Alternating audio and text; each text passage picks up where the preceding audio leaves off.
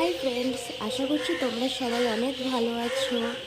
কারণ এখন আমাদের সব থেকে বাঙালিদের সব থেকে বড় ফেস্টিভ্যাল দুর্গাপুজো হচ্ছে। ভালো তো থাকারই কথা, সবাই নতুন জামা কাপড় কিনছে, ভালো ভালো জায়গায় ঘুরতে যাচ্ছে, ঠাকুর দেখতে যাচ্ছে বয়ফ্রেন্ড গার্লফ্রেন্ডের সঙ্গে। আর আমার কপালটাই খারাপ, একটা বয়ফ্রেন্ডও নেই যে তার সঙ্গে হাত ধরে ঠাকুর দেখতে যাব। আর কেউ বলেও না যে চল ঠাকুর দেখতে যাই।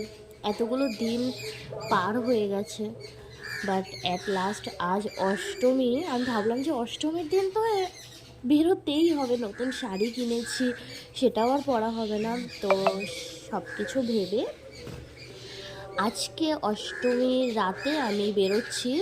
কিন্তু আমার একদমই কলকাতার দিকে ঠাকুর দেখতে যাওয়ার ইচ্ছে নেই। ইচ্ছা আছে শুধু সন্তোষ মিত্রের স্কোয়ারটা দেখার, কারণ ওই প্যান্ডেলটা খুবই সুন্দর করেছে আর সিঙ্গুর করেছে। ওটা না দেখলে অনেক কিছু মিস হয়ে যাবে। কিন্তু এত ভিড় আর এত লাইনে ঠাকুর দেখতে আমার মোটেই ভালো লাগে না।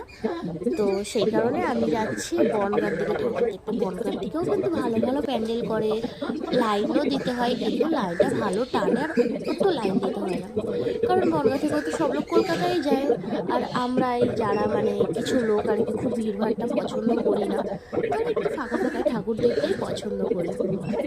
তো এসব ঘাট বকতে বকতে আমারও মেকআপ অনেকটাই হয়ে গেছে। অ্যাকচুয়ালি আমার মুখে না মেকআপ ভালোভাবে বসেও না, আর আমি পারিও না। আমি মেকআপের মও জানি না, ওই ইউটিউব দেখে যেটুকু জানা, ইউটিউবে যেমন যেমন করে আর কি মেকআপ করে। পাশে আর একটা ফোন চালিয়ে আমি দেখি, সেখান থেকে তারপরে মেকআপ করছি। আমি শুনছি যে সেই মেয়েটা কী বলছে, কীভাবে মেকআপ করছে।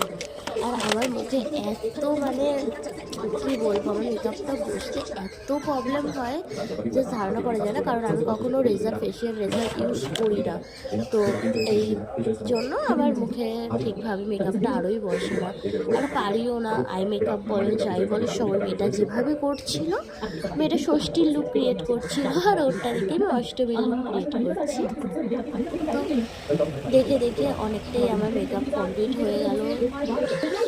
তো একটা বান্ধবী ছিল যাকে মেরে ধরে বললাম, ভাই চল আজকে অ্যাটলাস্ট বয়ফ্রেন্ডের থেকে আমাকে একটু প্রায়োরিটি দে, আমার সঙ্গে একটু বেরো, আমি তোর একটা মাত্র বেস্ট ফ্রেন্ড হই। তো অনেক বলার পরে ও বললো ঠিক আছে চল ভাই, তোর সাথেই বেরো। তারপরে ও চলে আসে।